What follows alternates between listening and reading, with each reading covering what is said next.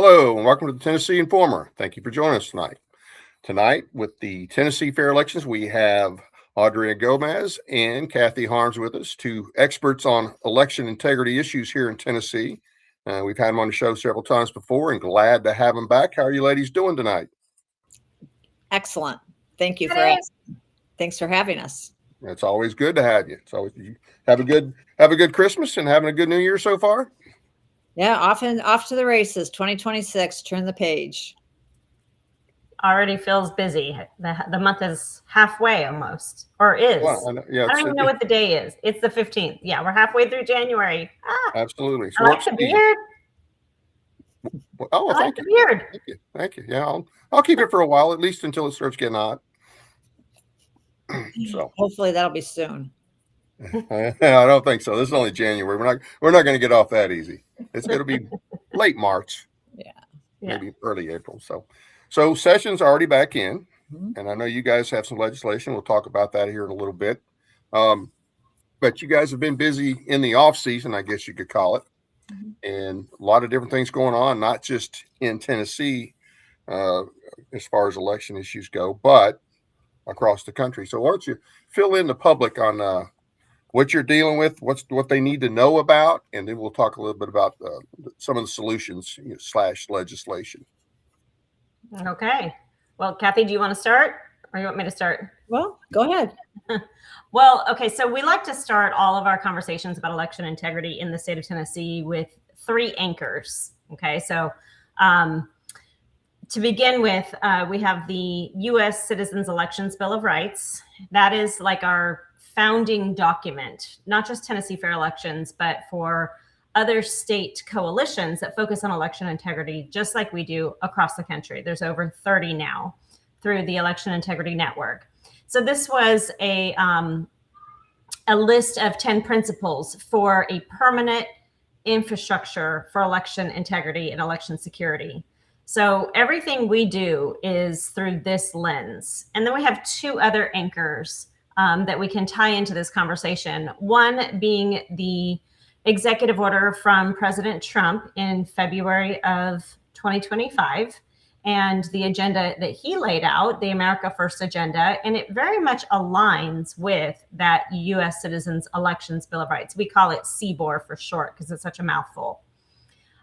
So things like eliminating QR codes from the ballots. I believe he had returning to election day in there, ensuring that only citizens are registering, requiring proof of citizenship to register to vote, things like that. And then the last anchor for our conversation is the Rasmussen poll that also came out last year. And I neglected to share a screenshot of that, but we do have that on our website. So if anyone's interested, they can go to tnfairelections.org and they can see the results of that polling.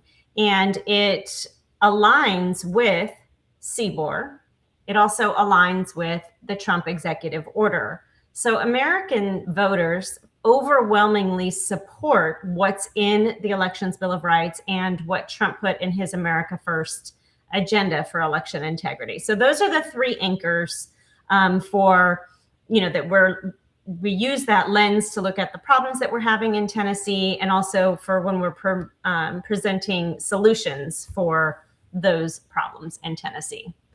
Go ahead. Nope, your turn. Are there any of those anchors that Tennessee is currently meeting to standard? Well, I guess it depends on who you ask. A voter ID is one of the big ones, right? You're hearing a lot about that now, that it's a no-brainer that we should have an identity to vote. And we do have a voter ID in the state of Tennessee. Is it as complete as it needs to be based on, since the time it was passed to where we are today?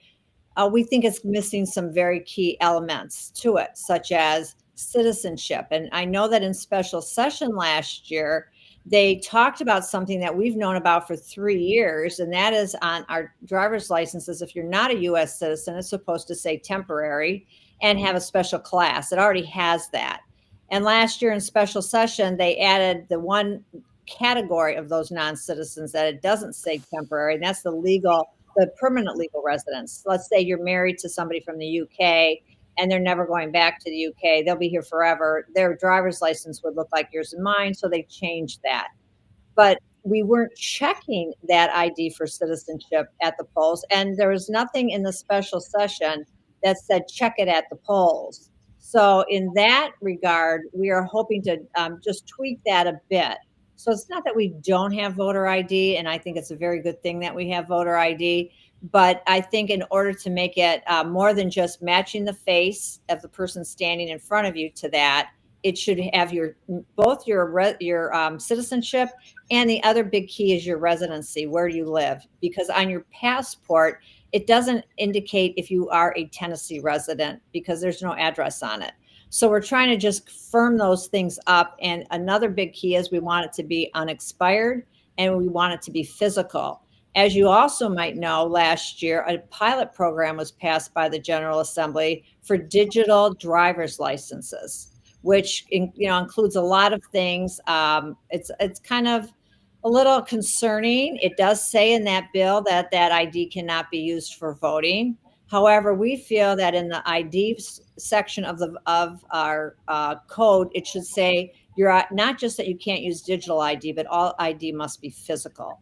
It must be a physical piece so that we never get to the place, that slippery slope where all of a sudden everybody's got a digital driver's license and they want to present it at the polls. And someone will say, well, why shouldn't we? Well, we want to codify that in law. So how does a digital driver's license work? It doesn't have a photo? You know what? They're rolling that out as a pilot. I didn't get too into the weeds on that. It's not quite my lane. I know it can also collect biometric data, which I'm not so sure is a great idea. I was really happy to hear that the UK just recently overwhelmingly rejected digital ID. I think it's a slippery slope, but when it comes to elections, we just want to make sure that little rabbit doesn't get under the fence and get into our voter ID. Absolutely. So Dave, your question about, what are we doing in Tennessee? We actually have been doing that presentation with our group of volunteers and for others that we've invited as guests to view that presentation, where we walk through every article from the U.S. Citizens Elections Bill of Rights, and we lay out exactly what we have and also what's missing that we should be, working on. Yeah. Okay.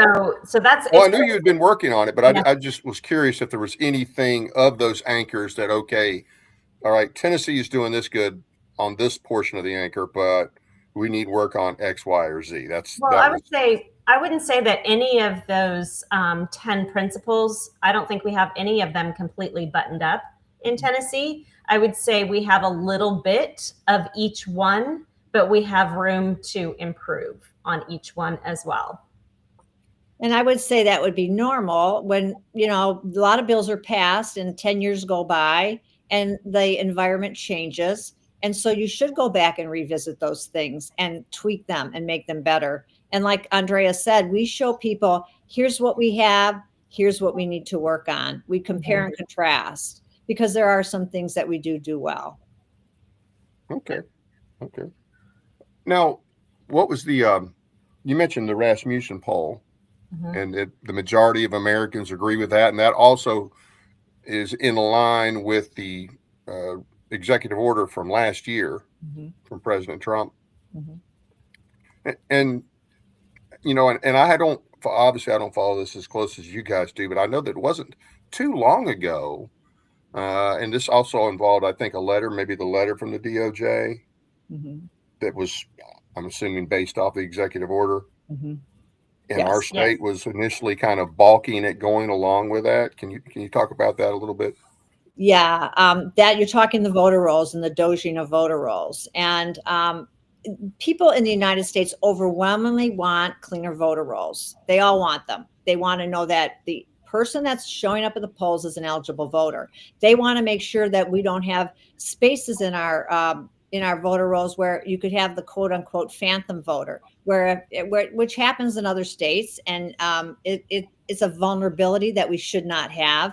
And it also affects whether or not what we're looking at in terms of what is our voter turnout. If you don't have the right number of people on your voter rolls and you're including them in the voter turnout, your denominator is incorrect.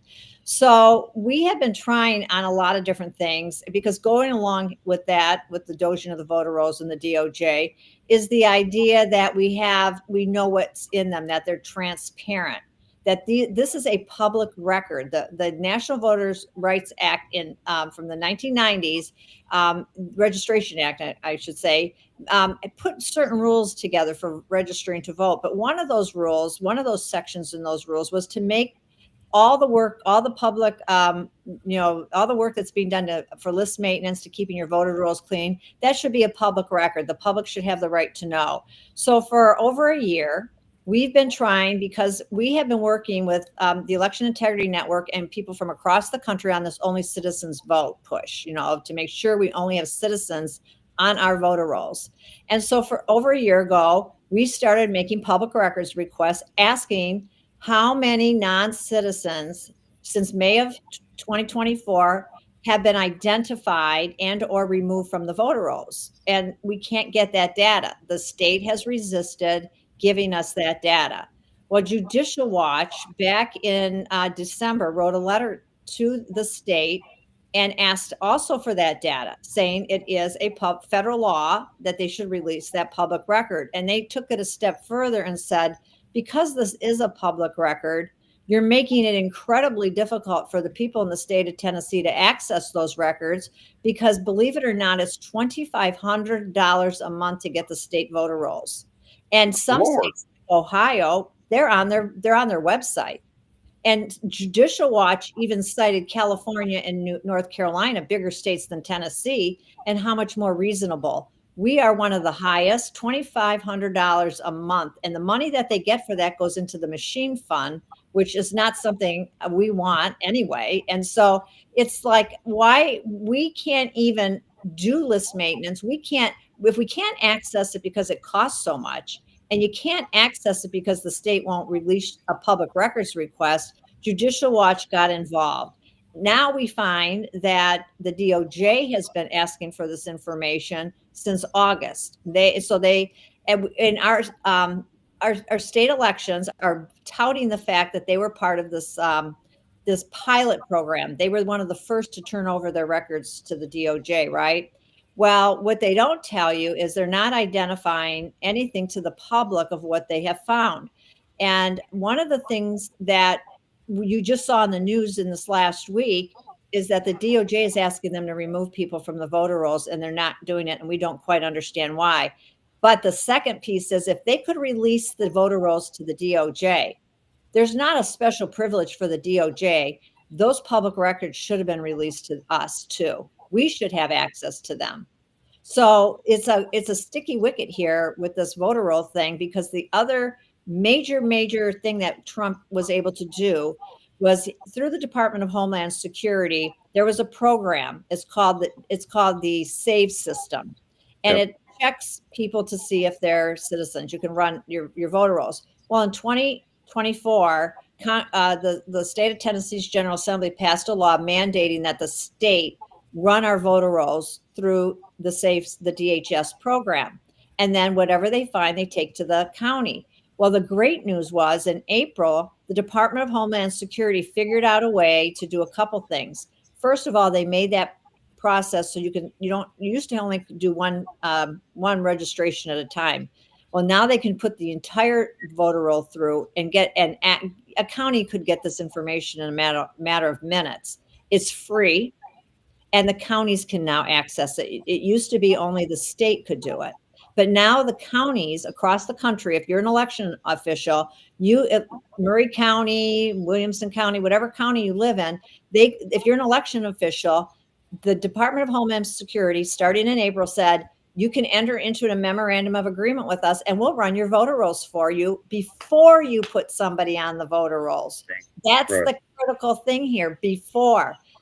Unfortunately, a letter went out from our state coordinator of elections office that told counties that they can't do it. Now the counties on what? Can't do it based on what? They said you don't have you haven't been given the authority by the General Assembly. Well, how could the General Assembly give you authority to do something that was never possible? Number one. And number two, the authority comes from the federal government to do this. I mean, states like Arizona, who have a very difficult and adversarial relationship with their Secretary of State, they said the same thing to their counties, and their county said, I'm doing it. We're checking this. Because once you put somebody on the voter rolls, it's much more difficult to remove them than it is to check it before they get on the voter rolls and say, you know what, before we put you on the voter rolls, you were flagged. Can you give us this data, this other information? And we do know that we've had people that have been removed for non-citizen status in the state. But the counties tell us, you know, if they would let us do this ourselves, we wouldn't have to wait for the state to do it. We don't know how often the state does it. And we could do it when we get a batch of new registrants, we could just run it through. And it's free. It doesn't cost the state a penny.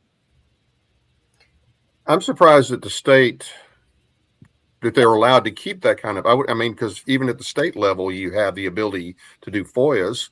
And I'm just surprised that it would be legal for them to keep it from us. And you said $2,500 a month. You don't mean it's not a one-time fee? No, to buy, you have to pay for, if I wanted the state voter rolls, it would cost me $2,500 a month. You can get a deal if you get a subscription for the year, but that is a lot of money for grassroots organizations. So we did buy them in July. We did purchase them. We had some people who came up and gave us a donation. They purchased them. And so we've been working because we know that our counties are under the gun. These election workers do a great job and they have a lot of work to do. So we've been looking at voters who haven't voted in more than 2 federal elections, because we're supposed to send them a postcard, move them to inactive. We've been helping. We found, for instance, in one county, 9 people registered at a food pantry. Well, there's no beds in that food pantry.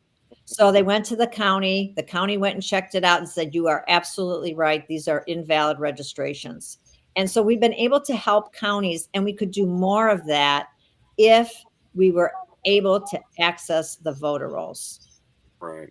But it's very prohibitive. And so Judicial Watch would like to have a conversation with our state to ask them to do a better job with that. We've had citizens ask, because the person who is in charge of that this doesn't require legislation. One person in our state could change it, and that's the Secretary of State. It's totally up to him to set that fee. He could change it immediately. He does not need legislation. And who runs the actual elections? That's Mark Goins, right? Correct. Okay. Correct. Yeah, I've heard that name before. Usually, well, I'll just leave it at that. Anyway, it doesn't have a very good reputation on that kind of stuff. So, wow, $2,500 a month for something that can be done for free, and something that we as citizens should be allowed to get.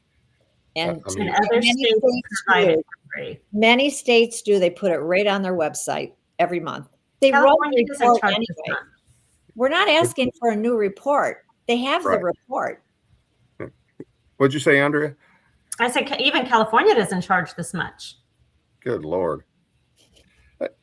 And so but they said the reason why is that you're not entitled to it, or there's not a law that authorizes you to have it. Is that their excuse? Well, there's 2 parts. The fee itself is set by the Secretary of State.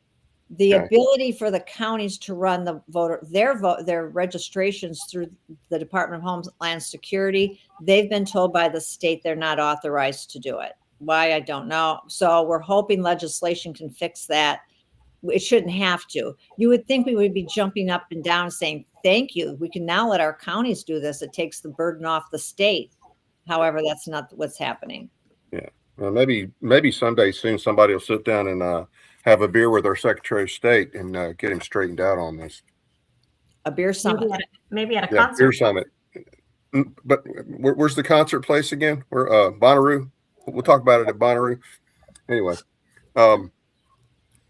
it just popped up in the thing in the chat here. And guys, I apologize. I'm not able to respond to the chat, but I can see them. Possible kickback? Any idea if there's where that $2,500 is going? We know it goes into election machine fund. I suppose we could FOIA, itemize receipts out of that fund and find out exactly what that money is being spent on, but that's where it goes. Okay. All right. So for your listeners, the answer to the question, how clean or dirty are the voter rolls for Tennessee? We don't really know. We don't really have an answer to that question at this time. We would like to.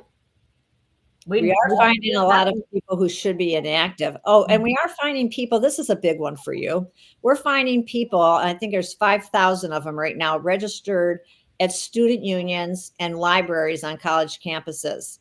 And the last time I looked, there are no beds in a student union or in a library. And students, and the last thing is as a resident, that's not a permanent resident. That's not a residency that is year round. That's a school.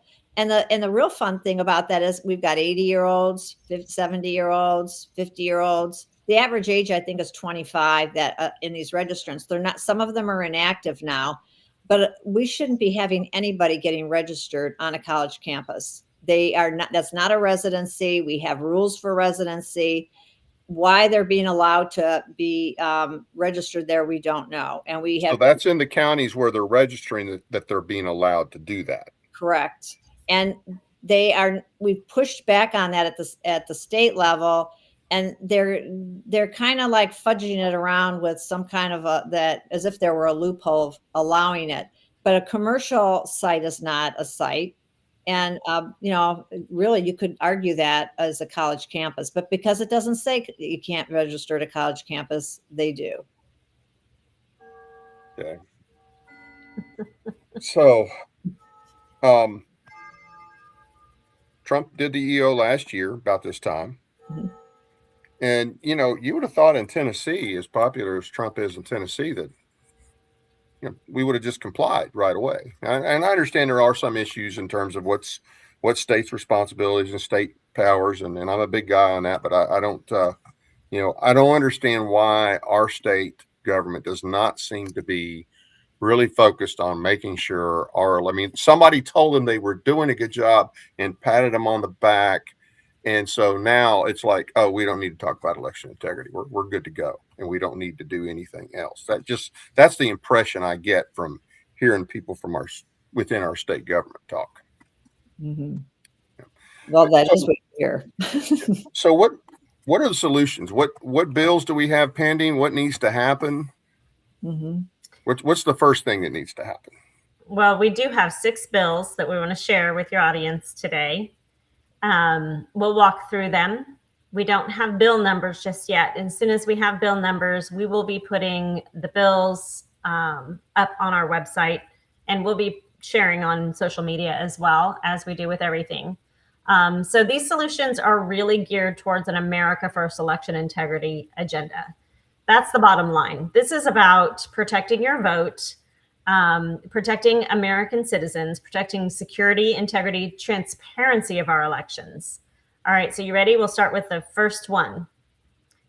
The Neighborhood Voting Act. We gave them names because we don't have bill numbers for you. So hopefully your audience can remember the names and listen, and it will connect for them what this is about. So we used to always vote in our precincts, and your precinct was essentially in your neighborhood, right? So you could walk or, maybe a very short drive to get to your precinct where you would vote. And you probably knew the people that were there, maybe running the election, definitely knew some of the other voters because they were your neighbors. Well, over the last, would you say like 10 years or so, Kathy, we've been moving more and more out of the precinct voting, whether it's during the early voting period or on election day. It varies across the state. Every county has some form of voting in a centralized location.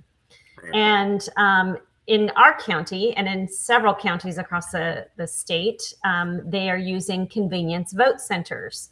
So think centralized, reducing the number of precincts or locations where voters can go to cast their vote So you've got people from lots of different precincts anywhere in the county showing up at a centralized location to cast their vote and everything that goes along with that. So would you think that that would be easier or harder to handle hand-marked paper ballots if everyone's going to a centralized location? Probably harder, right? Yeah, it's going to be a problem. Right. So that's how we get tied into some of these other issues, like the ballot marking devices and the scanning, the tabulators and all of that. So the Neighborhood Voting Act aligns with, guess what? Our state constitution, which says that you are to vote in your precinct where you reside. Where you Wait a minute, reside. you're telling me we're already violating, this is another one of those laws we passed that violates our state constitution, just kind of like the vouchers? Well, and they do it one county at a time, and they've never asked the people if they wanted to be in vote centers. You and I have never voted on that at our county level. So Right. the county election commission just decides that they want to do a pilot program for a convenience vote center. And then they have their legislator run a bill, and the legislature passes that without question, really. And then voila, they're in a pilot program for a convenience vote center. The problem is there's no sunset on the pilot program. It never ends. We don't know how you can get out of a vote center once you are in a vote center. So we think that's a problem. Check out anytime you like, but you can never leave. Yeah, right. What do you call that? The Hotel California? Yeah, and almost every county does use some form of vote centers on early voting. Yeah. Almost, Absolutely. yes, Absolutely. they all do.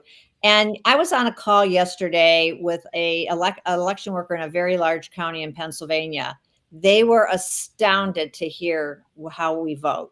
I mean, as bad as you might think Pennsylvania has been, they vote by precinct. They never commingle their ballots by precinct. Yep. So the bill that's coming forward says, listen, I don't care if it's early voting or election day, you have to vote by precinct. If you don't have enough precincts locations during your early vote period, you can do like Pennsylvania does. You could put maybe 4 precincts together, but when you get there, you go to your precinct person, you cast your ballot, and your ballot stays in the precinct. How else are you ever going to audit a process by precinct if those ballots are all mixed up? So this guy, he's a statistician, and I was talking to him about audits, really, but he just couldn't believe his ears that we do these vote centers, especially when you have 50 to 80% of our vote is cast early, and almost everybody's voting in a vote center. That is an astounding number. Couple of things here from the chat. Somebody brought you when we were talking earlier about the registrations that are accepted, like from the school unions and whatnot. What are those counties? Have those counties been reported to the state? Has anybody tried to make say, wait a minute, who's responsible for allowing this? Has anybody made a push on that? Obviously, you guys are trying to fix the issue, but I'm talking about the fact that they broke the law. Well, that's the whole thing. We tried to firm that law up, and we couldn't get it passed because technically they're coming at it kind of squishy on this. If you read our statutes, they're not always so buttoned up. And so they're trying to say, well, technically we could kind of do this. And so we tried getting legislation and it went nowhere. Another point was brought up here. There's somebody that it's whoever Tinted Bits. That's the name here. I have an adult daughter with special needs, can't read or write, and does not want to vote. I can't believe how hard state agencies push her to get registered to vote from all different sources. So have you heard of those type of things happening?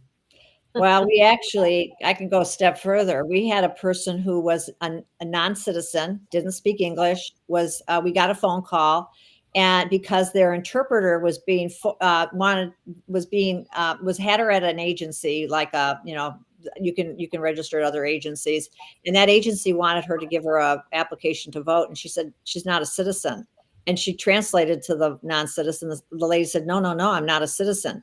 She kept telling her, get her to register to vote anyway. We did have that, did get reported to the state to come down on that agency. but it is difficult because you have third parties also coming in to places trying to get people registered to vote. And so I really feel bad when you have a situation with those, we call that person, which your viewer, those are vulnerable voters. And we need to protect the most vulnerable in our culture. And those are people in nursing homes or assisted living or disabled. And that shouldn't be allowed. Somebody should be monitoring that. It is unfortunate. So we don't have numbers yet. What's the next, the title of the next bill? I'll just say one more thing. A lot of our bills, like I think you recognized, are connected, right? Yeah. So they kind of all touch each other. And you'll find that with that Neighborhood Voting Act, that really is key to a lot of other things. Mm-hmm. So many of your viewers may, in the last 5 years, been in support of removing the voting machines. Mm-hmm. And to Kathy's point about the commingling of ballots, if you're voting in a vote center and they are presenting a different ballot for every voter because there's so many different precincts coming in and the ballots are getting commingled and all of that, it's going to be much more feasible to go back to a secure hand-marked paper ballot once you're out of vote centers and back into your neighborhood precinct. Yeah, so they do. There's a lot of push and pull on these bills here. So, okay, ready for the next one. The next one is Election Day Empowerment Act. Election Day Empowerment.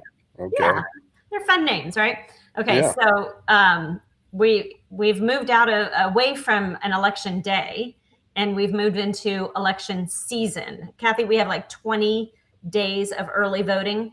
And so there's several issues with that. Obviously, the more days that you have of voting, with the other vulnerabilities, then you're going to have more vulnerabilities, right?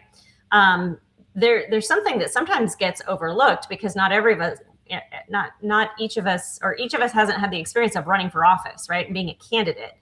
So if you talk to candidates, once they have run their own campaign, they will wholeheartedly tell you that all of those early voting days are incredibly difficult, frustrating, time-consuming, expensive, all the things for a campaign as a candidate. But that's not really why we want to run this bill. Returning to election day is key for closing the door on some of these vulnerabilities that we have. And I'll let Kathy expand a little bit more on that because she's really the subject matter expert on this particular issue.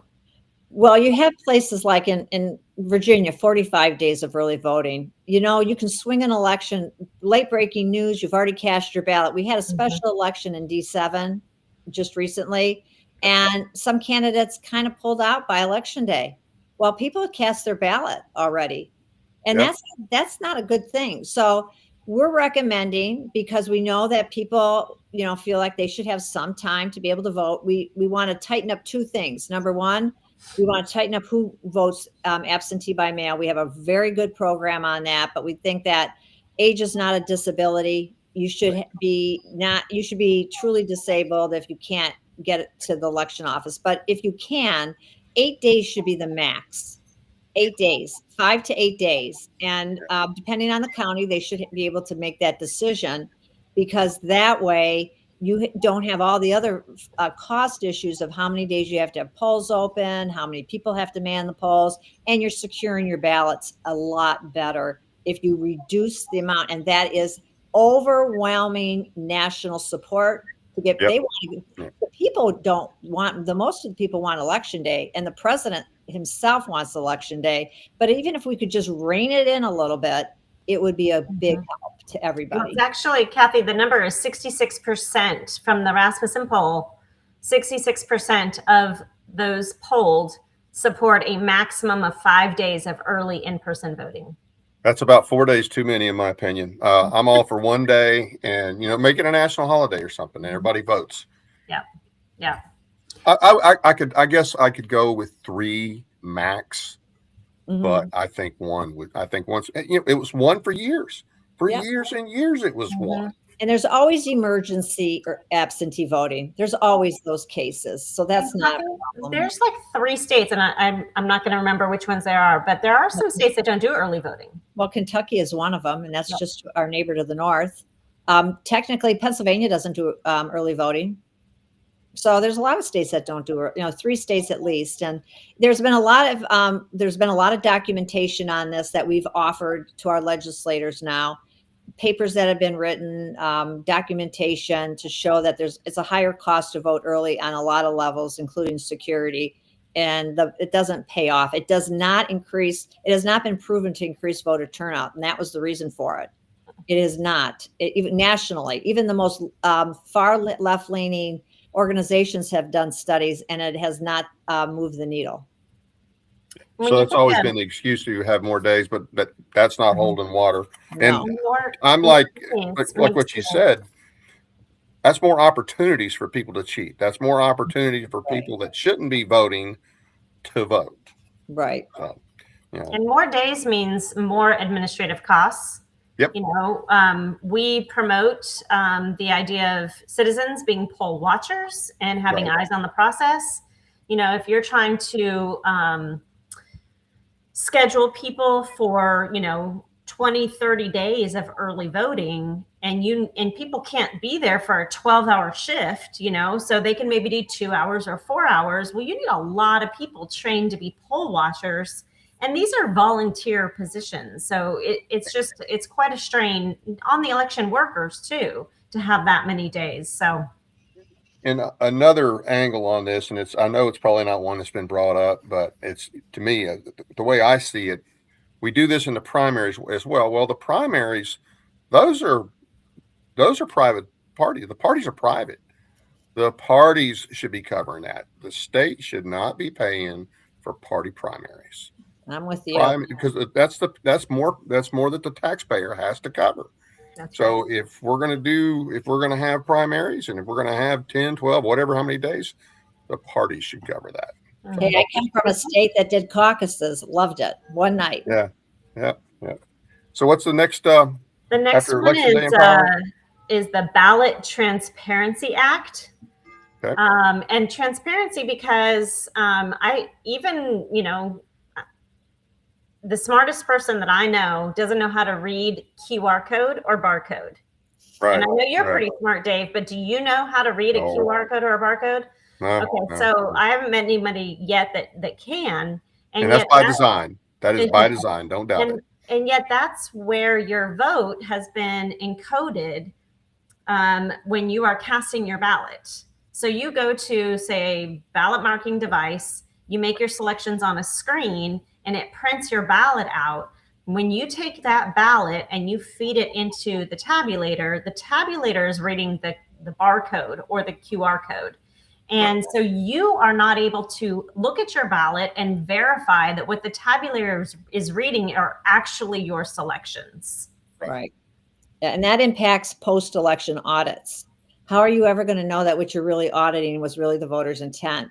And then that also goes to, there are barcodes on, this goes back to these vote centers. When you go to a vote center that has what's called an electronic poll book, that poll book is telling the computer, it spits out a piece of paper with a barcode on it, so that when you go over to the computer to vote, you're putting in the right ballot type. It's reading the barcode.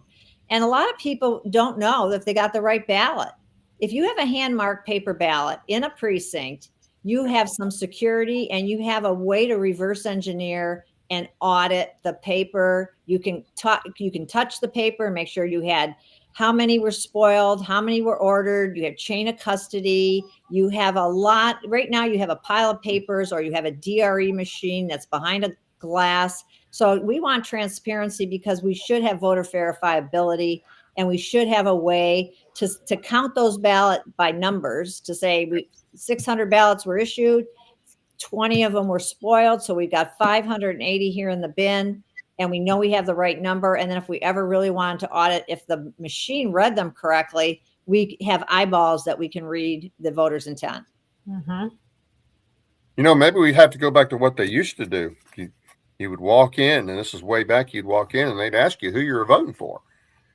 And you would say, I'm voting for so-and-so. That's the way we used to do in the old days. Granted, we got a lot more people now. You're not that But old. what? No. I'm saying way. I'm talking about way back. Oh, okay. No, I'm not that old. But this idea that, well, it's nobody's business who I vote for. If you're going to vote for somebody, hey, I think you should be willing to go up there and say, hey, this is who I support. But this is another one of those initiatives that the president supports, America First. It's overwhelmingly supported by the people of the United States. They want to mark their own ballot.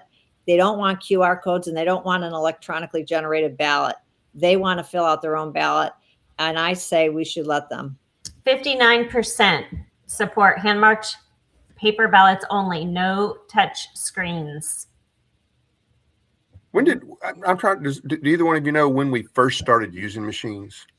Oh, we've been using machines for years. They just the new iterations after 2020, after the hanging chads, they became more electronic. IBM was involved with all this before that, but it seems like since 2020, since 2000, since the Help America Vote Act, it's just been ramped up. And guess who tells the companies that do the checking to see, certify these machines? The vendors tell that company what to check.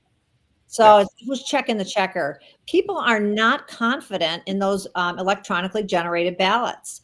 We should allow people to vote on a hand-marked paper ballot. We have had counties in the state of Tennessee that have bucked the trend, and they did a hand-marked paper ballot. And in 2024, Murray County did all hand-marked paper ballots in the primary and in the general.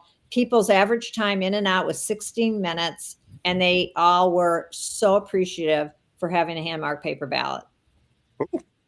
Hey, I'm all for it. I am all for it. Hey, you want to hear the good news? It doesn't take legislation to do that in the state of Tennessee, because we used to do it that way, and it's still on the books. It's grandfathered in the county. Any county can do it if they want to. Any county can do it, but the state won't recommend it.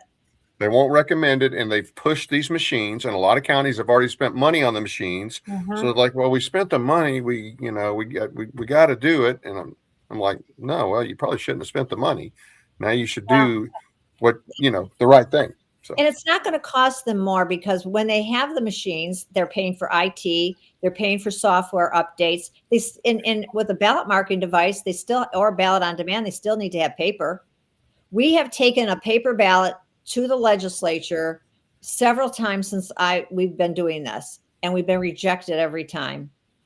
So because we had a secure one, watermarks, all kinds of feats of security. Can't get it done. We can't get that. We're not talking scratch paper here. We're talking something that you can secure to some degree. Well, that's actually, the scratch paper is kind of what the ballots look like now. In my county, when you walk in, they've got a stack of like these long, skinny ballots, and they're blank, and they kind of have like a little clip on one corner of them. And there's just stacks of them. There's no accounting for how many of those ballots are actually there. But you've heard the president say, get rid of those QR codes, get rid of those barcodes. All right, we're gonna have to go through these last couple kind of fast. Let's do this real quick. Next one is Only Citizens Vote Act. That's kind of self-explanatory, right? Yeah, in theory. Yeah. And I think we touched on that with the voter rolls already, and being able to check to make sure only citizens get on our voter rolls. Yeah. So at the federal level, there is legislation to make it a requirement to check for citizenship when someone registers. So that's at the federal level. That has to be done through the NVRA. At the state level, though, we know that when someone presents a temporary driver's license, we know that they can check that and ensure that only citizens are voting in our elections, because we have the identifier on the license. But they have to be taught that. The election officials have to be taught that. They have to know what to look for. Now, I think last year, didn't they have a bill that was going to make it easier to see, make the letters bigger or something? What they did last year is two things. First of all, they passed in special session to change that driver's license up.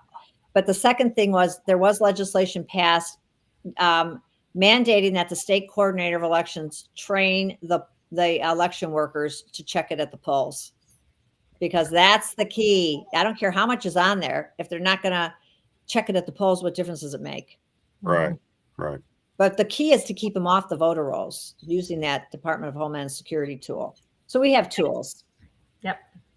All right, the next one is Residency Integrity Act. Now, so you would think in a state like Tennessee that we would not let someone vote in Tennessee if they had never actually lived in Tennessee, right? Yeah, I would think. Sounds like common sense. Well, that's Yeah. not the case. Okay. If you Okay, so I got to hear this one.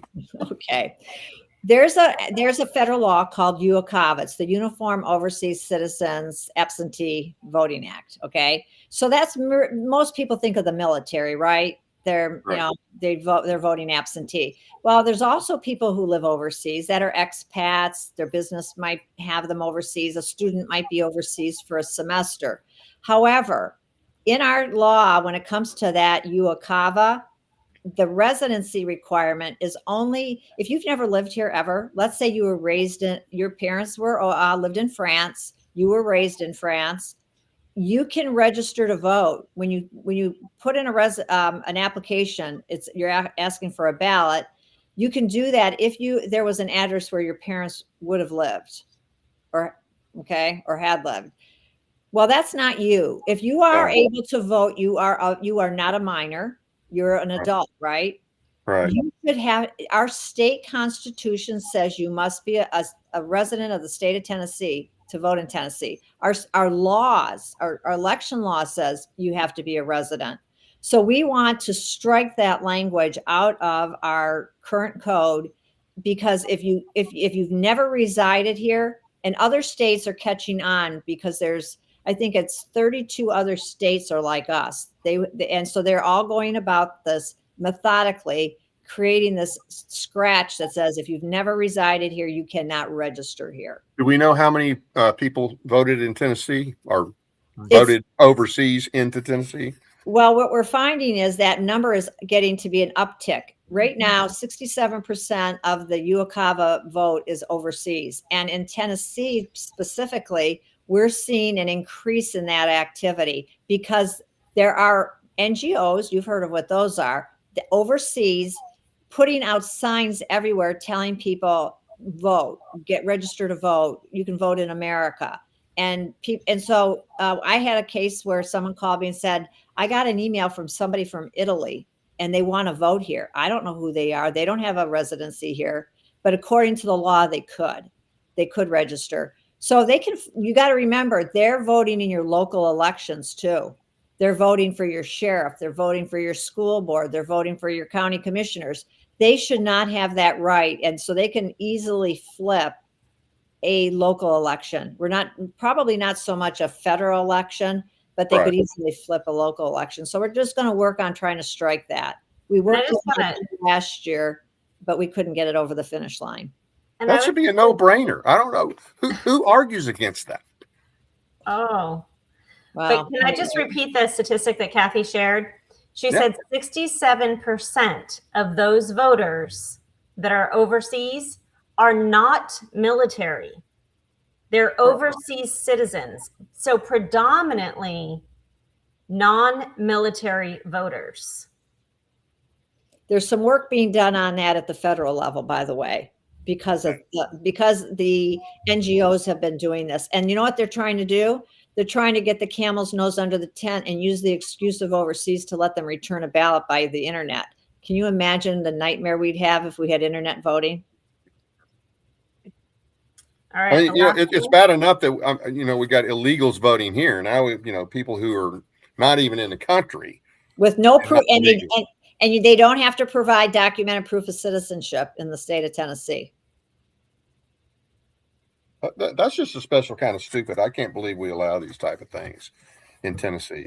Well, remember, a lot of these laws were passed before these things were really big things. But the key is you have to, just like your car, you have to tune it up. Just like your house, you got to kind of sometimes bring the decorator in and fix it up a little bit. Right. But I mean, how does it make sense if they've never lived here? That they could even, how would anybody even think that you could even register, or that just doesn't make sense. Well, you've never lived here. Well, it doesn't just violate the law, it violates the state constitution. That is very clear. You must be a resident. So it violates the Constitution, but we don't have a specific law, so they get by with it. Well, I think it's again one of those little things it's one of those things that got past the goalie. And so now it's time to go back in and correct it. You can't really blame people when it wasn't a problem in the past, I guess. Oh, Okay, the last one, the Authentic Voter Act. We want to make sure. We just talked about the inauthentic voter, so now we'll talk about the authentic voter. There you go. So at the beginning, we were talking about voter ID, right? And, most people believe that we've got that squared away in Tennessee. We have voter ID. And as Kathy explained, we have a voter ID that is matching the picture to the person standing in front of you. But there are things that we could do to make it even better. Yeah. So we're using some good examples from around the country, and giving all the data, all the background, all the legal support for this to just make it better. Not that we don't have it, but just let's make it better. So now you have all these bills. They all have sponsors. They'll all be ran this year. Yes. Okay. Yes. You want to tell us who the sponsors are? Well, we're very fortunate. Jody Barrett is going to get us back to precincts and get us back to that ballot. He ran that bill already several years ago, and it went nowhere. But these are America First, right? Todd Warner's an America First guy. He's going to run a bill to make sure that we allow the counties to check that Department of Homeland Security database. Monty Fritz is really gung-ho on voter ID. We've got a couple other legislators running a few other bills on the ballot. And ballot transparency is Jody, but we have somebody for everything. And then the Senate, we are really confident in the Senate that we have the sponsors there. That because the House is now reduced to 10 bills. Right. Oh, and reducing the number of early voting days. We have a sponsor for that. Good. What's it going to go down to 8? You say? Is it 8? A maximum of 8. Our recommendation is that they can. It's up to the county. Some counties just don't have the need for it, and so why mandate them to have 8 days if they don't have to have it, and if their county doesn't want it? So between 5 to 8 at the most. We're giving them some latitude. So now, do these bills go through mainly? They'll go through the same committee. They go through the subcommittee on elections in the House. Okay. And then they go to the full committee in the House. And they also have to go to state and local in the Senate. Okay. That's Briggs in the Senate. Mm-hmm. So I'm assuming, I haven't looked at it lately, but I'm assuming when it gets ready to go to whatever committee, that if people pay attention to your site, not to mention, I know you're going to put it on Facebook, but it's real important that people understand that bills in Tennessee, probably like a lot of, they live or die in committee. Okay. Amen. So when we find out that Bill X is going to be in the committee, at a minimum, you need to call the chairman of that committee, anybody else on there. And hey, look, the Republicans, it's a super majority, and that's of course super in number only. But if their phone is ringing off the wall on an issue, we have a much better chance of getting it through. That's right. And this isn't just an election integrity issue for us. This affects Second Amendment. This affects the life issue. This affects schools, because everything is decided at the ballot box, right? Your representation is decided at the ballot box. And so we are reaching across to all the grassroots across the state, not just people interested in elections, and saying, come alongside us and help us connect with our legislators, and let's be polite. Let's bring this to them.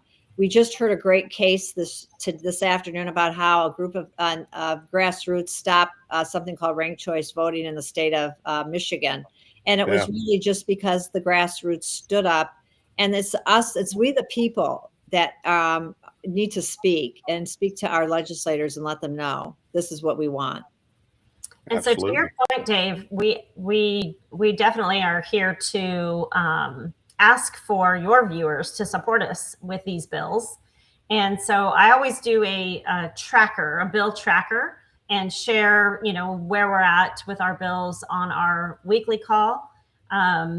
And I provide the phone numbers, the email addresses, the talking points, everything for anybody who wants to get engaged. And then we will have these on our website once they are ready to go live on the website.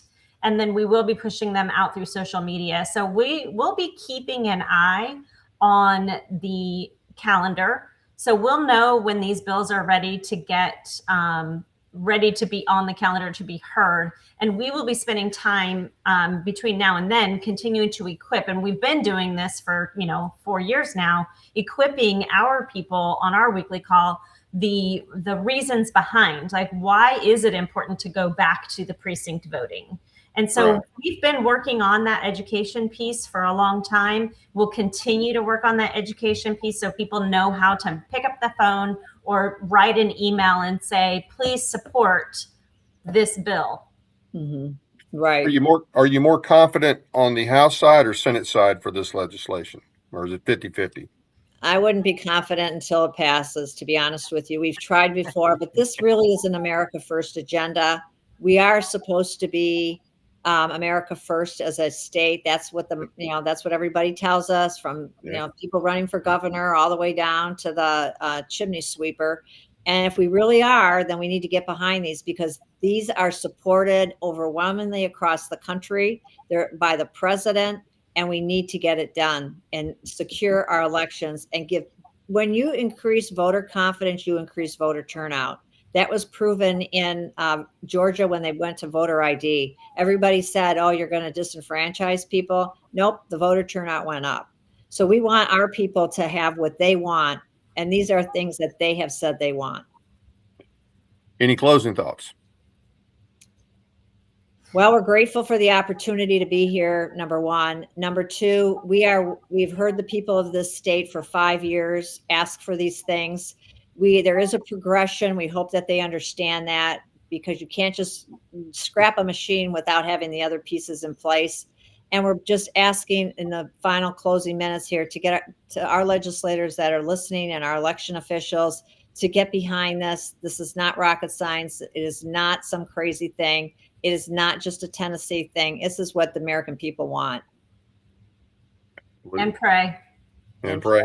Absolutely. Yep. Well, hey, you guys are always welcome. It's always good to have you on. I appreciate you taking the time. I appreciate what you do.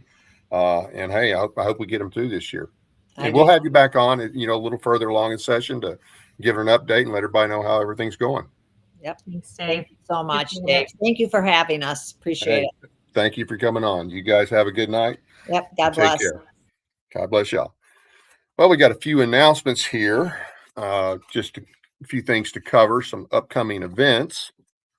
Monty Fritz, running for governor, if you haven't heard, he will be as a matter of fact, this Monday, January 19th, at the New Moon Restaurant, 711 Park Avenue in Lebanon, Tennessee, from 1 to 3:15 p.m. Okay, that's a good chance. And also, if you can't make it, you still need to at least go look at his website. If you really don't know much about him, go check out his website. That's fritz4tn.com. He will also be in, there's a second event that day. Also, there's a meet and greet in the Mount Juliet Del Webb area at 4 p.m. This event will require an RSVP from the host to ensure there is space available. Contact Rick Julian at 630-730-2009 if you cannot attend the 1 p.m. event, or if you just prefer to go to the 4 p.m. event. And then on January the 27th, he'll be at the Jackson County GOP at the New Hope Baptist Church at 6 p.m. This is January 27th, 6 p.m. New Hope Baptist Church, 311 North Murray Street, Gainesboro, Tennessee. And on the 31st, and we don't have a flyer for this, but on the 31st of January, 6:30 p.m. in Clarksville, he will be at Lucille's Cafe, and that's at 2231 Madison Street, 6:30 p.m. And so we hope to see you there as well. Hey guys, we are trying to get to we need 1,000 subscribers. We're at 8 something right now, and we really need help getting to 1,000. Hey, it doesn't cost anything to join. You know, it doesn't cost you anything. So we really need to get to 1,000. That will help us offset some of the cost of doing this. Okay, because you know, this is the land of the free, but nothing's really free. Everything costs something. So we'd appreciate that. If we could get to the 1,000, that would be great. So if you haven't subscribed, please subscribe. Hit the like button. Tell your friends about us. Now, this coming Monday, we're going to have another great show.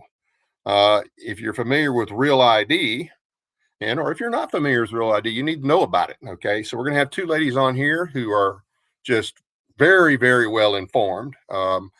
Karen Bracken, who's a friend, lady, it's amazing what that lady knows. Now, I don't know Twyla Brace, but from what I understand, she's very well informed on this topic as well as many others. But there's going to be legislation in Tennessee this year in this session, and we're trying to push back on the Real ID, Real ID.